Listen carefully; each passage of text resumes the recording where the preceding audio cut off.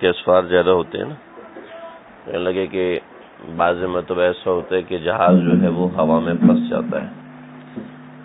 ہوا کی نا 3 لے ہوتی ہیں. نیچے کی ہوا بالکل ہلکی ہوتی ہے. آپ جائیں یہاں سے، دوسرے بچوں کو بھی ادھر بلا لیں، سب کو ادھر بلا لیں، بس ٹھیک ہے ادھر کھیلیں. تو کہ اوپر کی ہوا جو ہے وہ نیچے کی ہوا سے مختلف ہوتی ہے. اوپر کی ہوا میں ٹھنڈک زیادہ ہوتی ہے، اوپر کی ہوا گاڑی ہوتی ہے. نیچے کی ہوا اور طرح کی ہوتی ہے. جو پیراشوٹ کے ذریعے سے ڈائیو کرتے ہیں ان کا لباس تھوڑا مختلف قسم کا ہوتا ہے، جو ہوا کے ان تھپیڑوں کا مقابلہ کر سکتا ہے. اوپر ٹھنڈک زیادہ ہوتی ہے.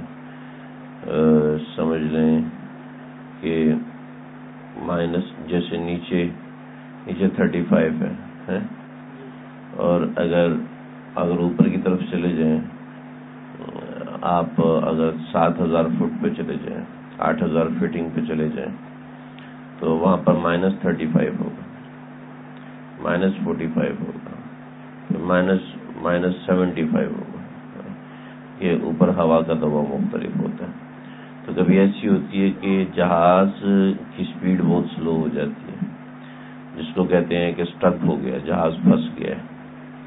تو جب ایسی حالت ہوتی ہے جہاز کی، تو اس وقت جہاز کے کریش ہونے کا قوی امکان ہوتا ہے.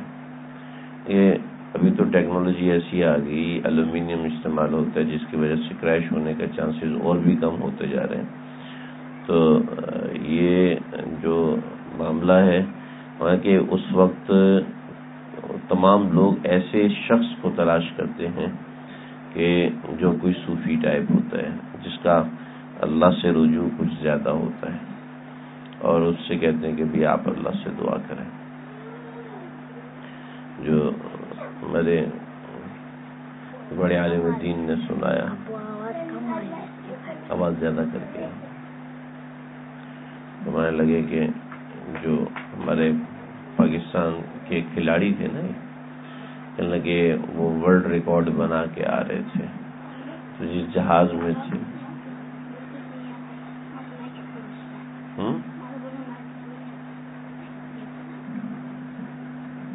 اسپیکر یہاں لے آؤ نا، صحیح آپ لو دانیال، اپنی جائیں اندر، آپ نہیں جائیں، اسپیکر چیک کرو.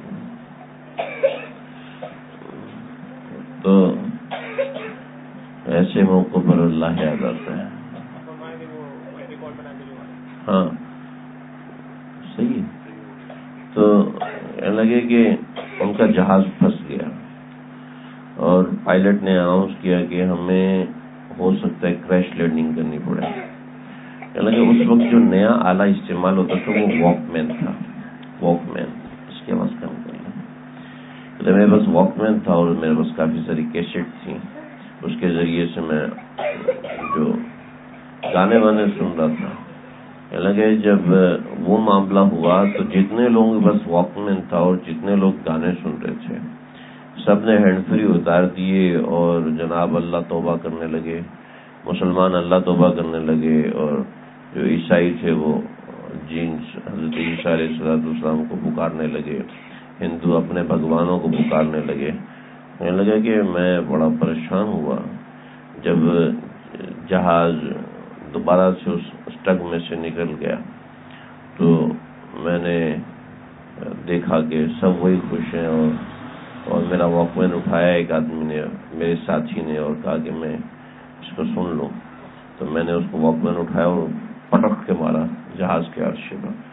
میں نے کہا بھائی یہ کیا ہے، ابھی جب ہم مشکل میں پھنسے تو ہم نے اس کو اٹھا کے پھینک دیا، اب خوش ہیں. تو جو چیز صرف خوشی کے ساتھی ہے ہم نے اس کو پکڑ لیا، جو غم کا ساتھی ہے اس کو ہم نے اس کو خوشی میں چھوڑ دیا. غم کا ساتھی تو اللہ ہے. اللہ، وہاں سے مجھے چوٹ لگی. ساتھی وہ ہوتا ہے جو غم میں بھی ساتھ دے، خوشی میں بھی ساتھ دے، تکلیف میں بھی ساتھ دے. بسم اللہ الرحمن الرحیم. الحمد للہ نحمده ونستعینه ونستغفره ونؤمن به ونتوکل علیہ ونعوذ باللہ من شرور انفسنا ومن سیئات اعمالنا من يهده الله فلا مضل له ومن يضلله فلا هادي له ونشهد أن لا إله إلا الله ونشهد أن محمدا عبده ورسوله أما بعد فأعوذ بالله من الشيطان الرجيم بسم الله الرحمن الرحيم من عمل صالحا من ذكر أو أنثى وهو مؤمن فلنحيينه حياة طيبة ولنجزينهم أسوأ الذي كانوا يعملون ولنجزينهم بأحسن ما كانوا يعملون صدق الله العظيم.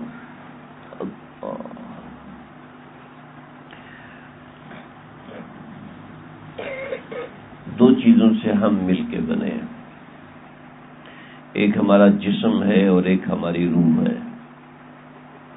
مختصر بات بتا رہا ہوں، تفصیلات بہت زیادہ ہیں. نفس اور جسم اس کے تقاضے اور ہیں، روح اس کے تقاضے اور ہیں. جسم کا تقاضا ہے یہ روٹی مانگتا ہے، پانی مانگتا ہے، مرچ مسالہ مانگتا ہے، مٹھاس مانگتا ہے، کھٹاس مانگتا ہے، چیزیں چاہتا ہے. نفس کی یہ ڈیمانڈ ہوتی ہے کہ بھائی دل کہتا ہے نا کھانا کھانے کو، پانی پینے کو، ٹھیک ہے. نفس کی یہ خواہشات ہوتی ہیں. جیسے نفس کی یہ ڈیمانڈ اور ضرورت ہوتی ہے کہ اس کو روٹی دی جائے، اس کو سالن دیا جائے، ایسے نفس کی ڈیمانڈ یہ بھی ہوتی ہے کہ اس کی باتیں سننے والا کوئی ہو. نفس کی ڈیمانڈ یہ بھی ہوتی ہے کہ اس کی خواہشات پوری کی جائیں. اس کے نفس میں کچھ حلال خواہشیں اٹھتی ہیں، کچھ حرام خواہشات اٹھتی ہیں. ہر طرح کی خواہش انسان کے نفس میں اٹھتی ہے، اس کو پورا کرنا اس کی ضرورت ہوتی ہے. ایک نفس. دوسری ہے روح، جس سے ہم مل کے بنے ہیں. روح انسان کے جسم میں ہوتی ہے. جانور کے جسم میں صرف جان ہوتی ہے، انسان کے جسم میں جان اور روح یہ دونوں چیزیں ہوتی ہیں. اور یسألونک عن الروح، آپ سے روح کے بارے میں پوچھے تو آپ کہہ دیں وما اوتیتم من العلم الا قلیلا، مجھے روح کے بارے میں علم نہیں دیا گیا. ہاں دیا گیا تو بہت تھوڑا سا دیا گیا کہ قل الروح من امر ربی، اور حکم یہ بتایا گیا کہ روح اللہ کے حکم سے آتی ہے، اللہ کے حکم سے جاتی ہے. سمجھ رہے ہو؟ جو انسان کے دل میں اچھی خواہش پیدا ہوتی ہے وہ اس روح کے تقاضے کی وجہ سے ہوتی ہے. نیکی کا داعیہ پیدا ہوتا ہے وہ روح کے اس نیک تقاضے کی وجہ سے پیدا ہوتا ہے. روح کی غذا کبھی بھی گناہ نہیں رہی، روح کی غذا کبھی بھی اللہ کی نافرمانی نہیں رہی. لہذا روح ہمیشہ نیکی مانگتی ہے اور جسم ہمیشہ برائی مانگتا ہے، نفس ہمیشہ برائی مانگتا ہے. یہاں تک بات سمجھ گیا آپ لوگ؟ اس سے آگے سمجھیں. جب نفس اور روح ان دونوں میں مقابلہ ہوتا ہے تو کون جیتتا ہے؟ یہ بہت اہم سوال ہے. نفس اور روح میں جب مقابلہ ہوتا ہے تو ان میں جو طاقتور ہو وہ جیتتا ہے. اور طاقتور وہ چیز بنتی ہے جس طرف میرا اور آپ کا ارادہ ہوتا ہے.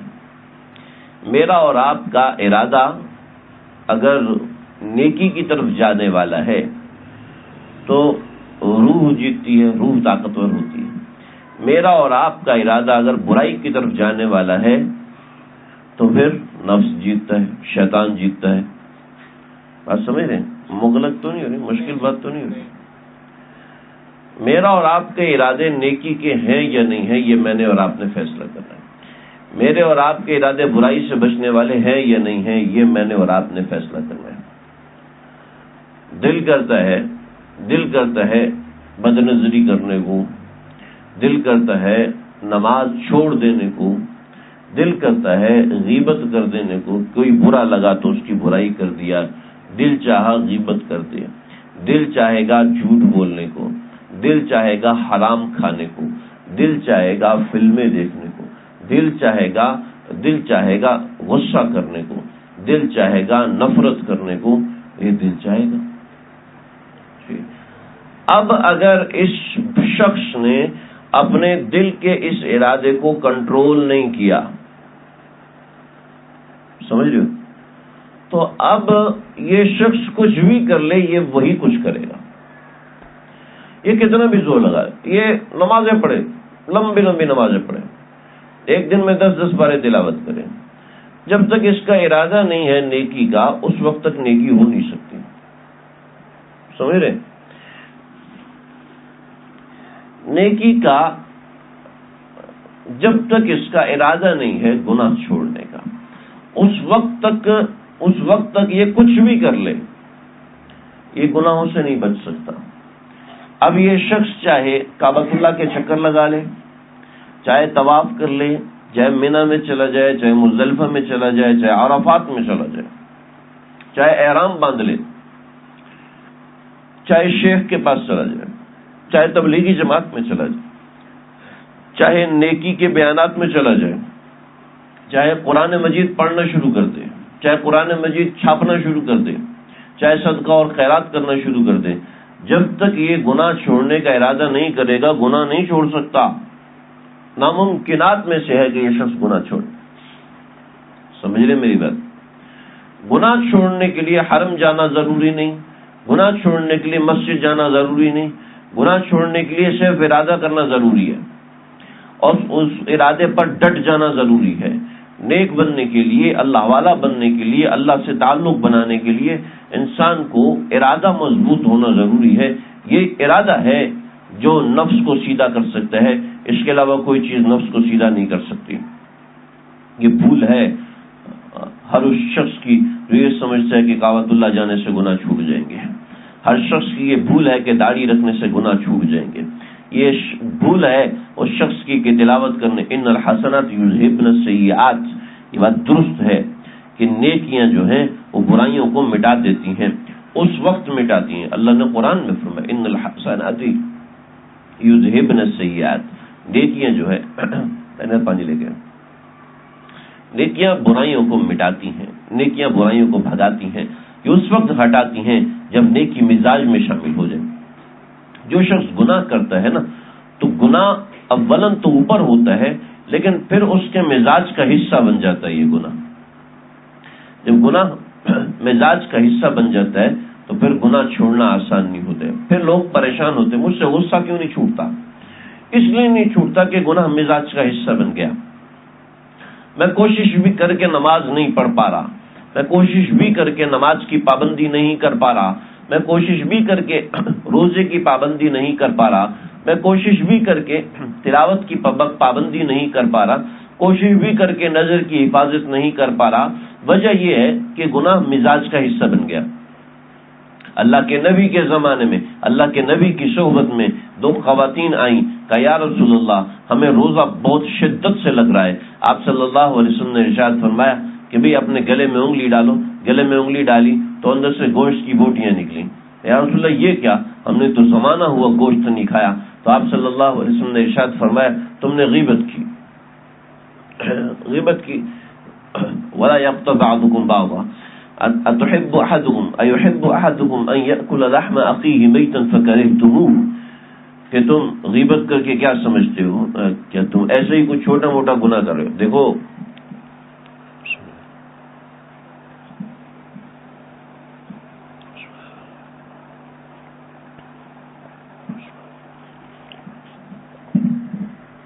ہر نیکی میں خوشبو ہوتی ہے اور ہر بدی میں بدبو ہوتی ہے. جو آپ کی یہ سوئی گیس آتی ہے نا، مجھے یہ مثال آتی ہے اس لیے بار بار دیتا ہوں سمجھانے کے لیے. جو آپ کی سوئی گیس ہے، اس گیس کے اندر بائی ڈیفالٹ بدبو نہیں ہوتی، اس کے اندر بدبو نہیں ہوتی. پاکستان کی جو کمپنیز ہیں جو گیس آگے سپلائی کرتے ہیں، جیسے سوئی ہے، یہ اس کے اندر بدبو بھرتے ہیں. اس کے اندر کیمیکل ایکشن ہوتا ہے جس کے ذریعے سے اس میں بدبو آتی ہے.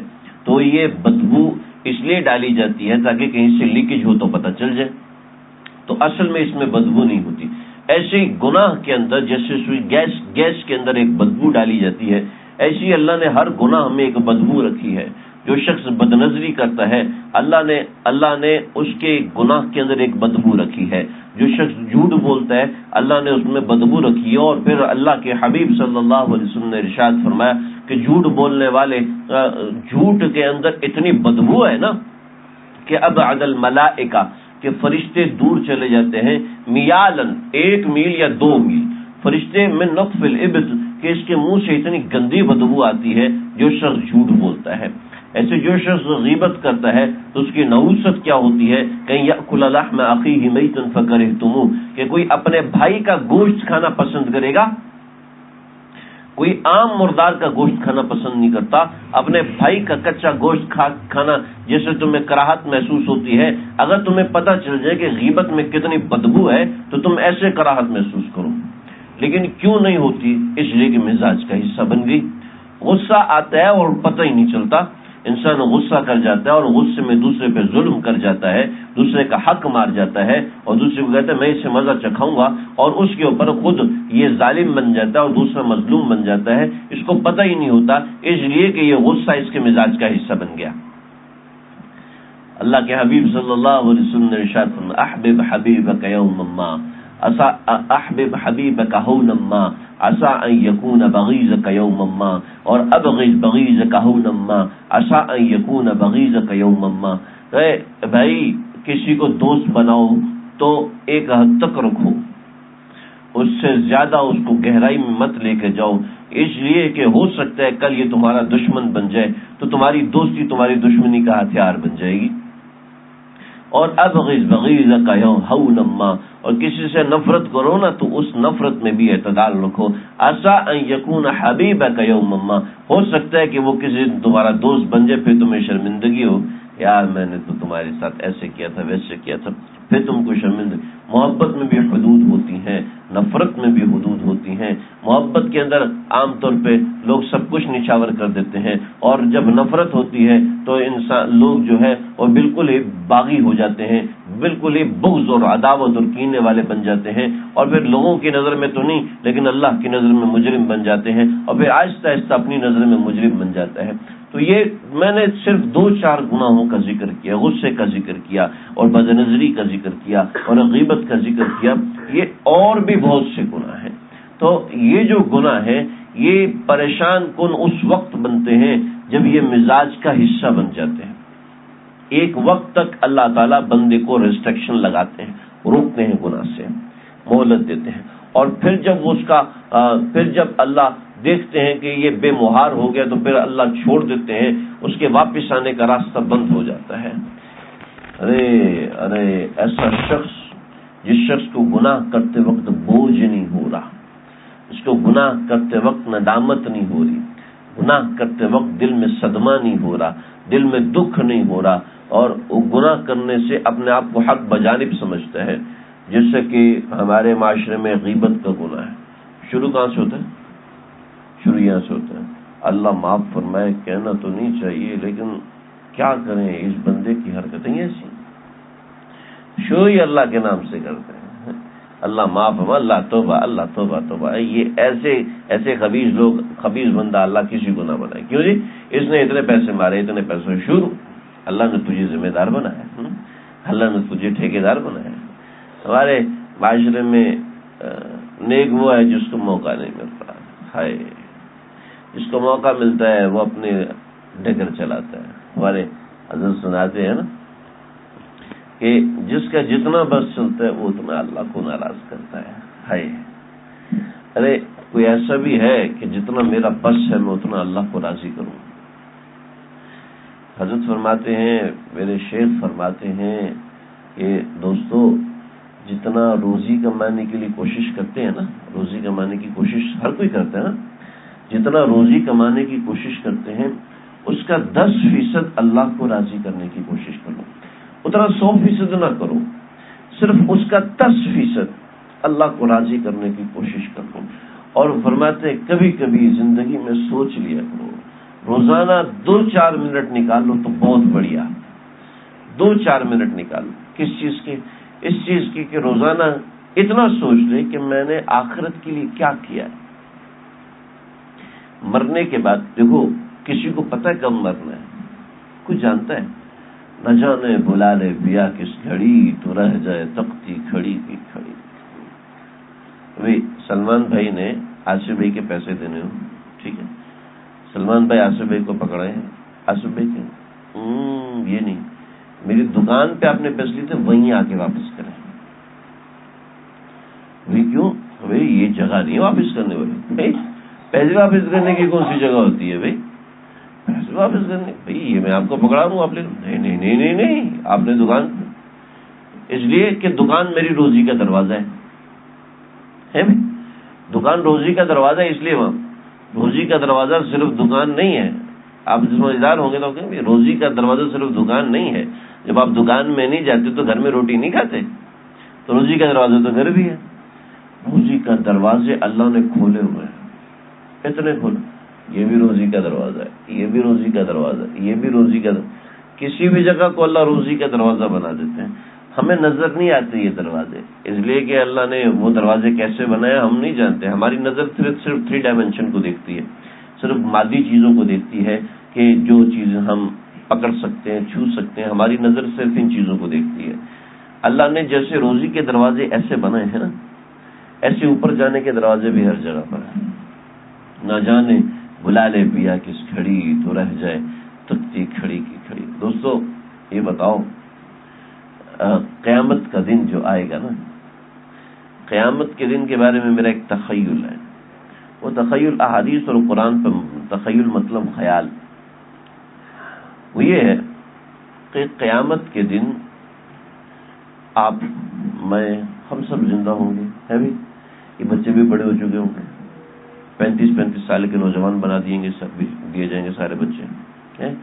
یہ سارے کے سارے قیامت کے دن ایک سمت بھاگیں گے. دیکھو اس کو میں ایک مثال سے سمجھاتا ہوں.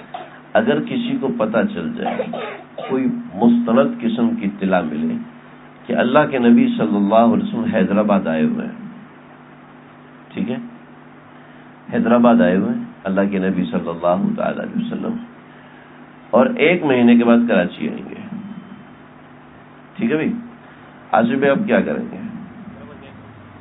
1 مہینے بعد تو کراچی آنا ہے نا.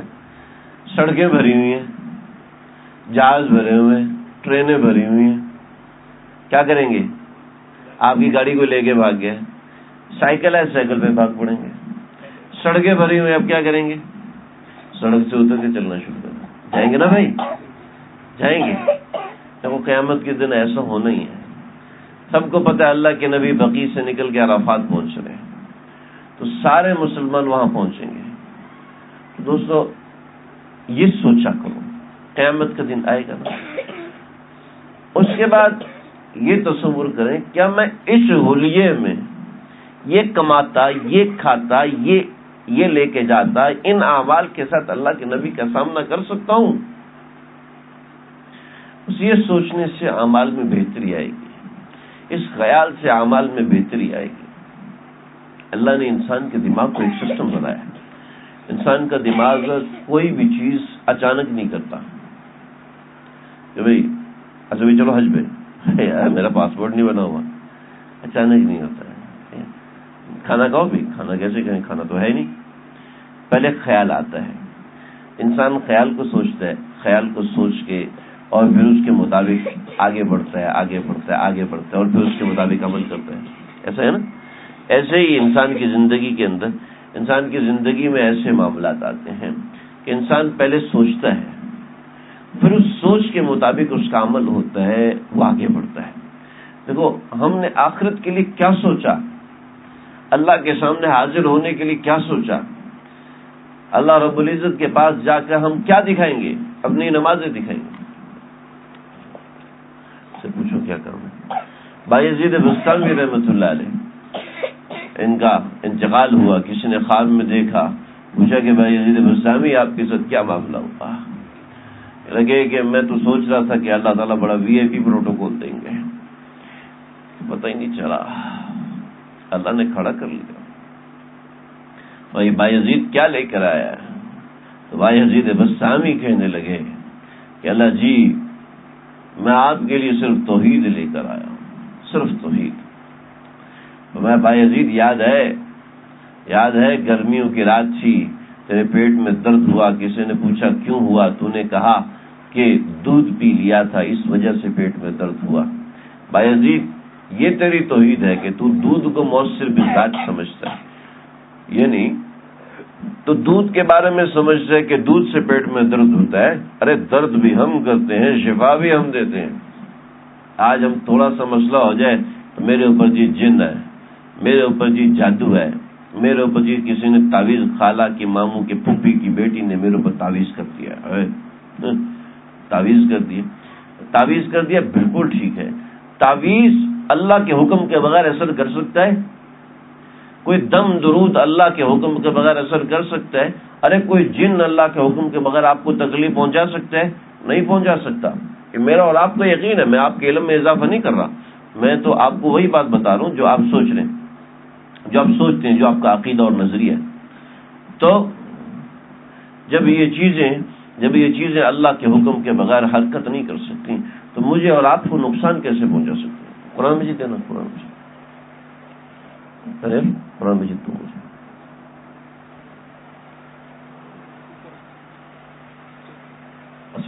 یہ پکڑ.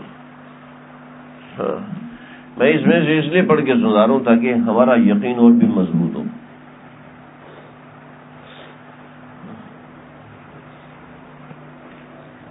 بیٹھے. اللہ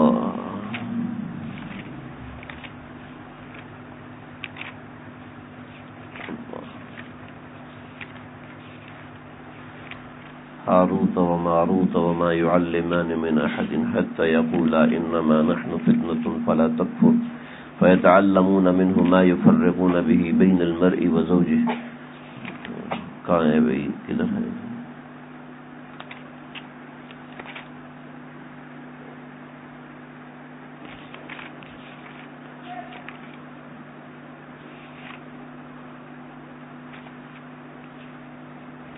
وما أنزل على الملكين ببابل هاروت وماروت وما يعلمان من أحد حتى يقولا إنما نحن فتنة فلا تكفر فيتعلمون منها ما يفرقون به بين المرء وزوجه.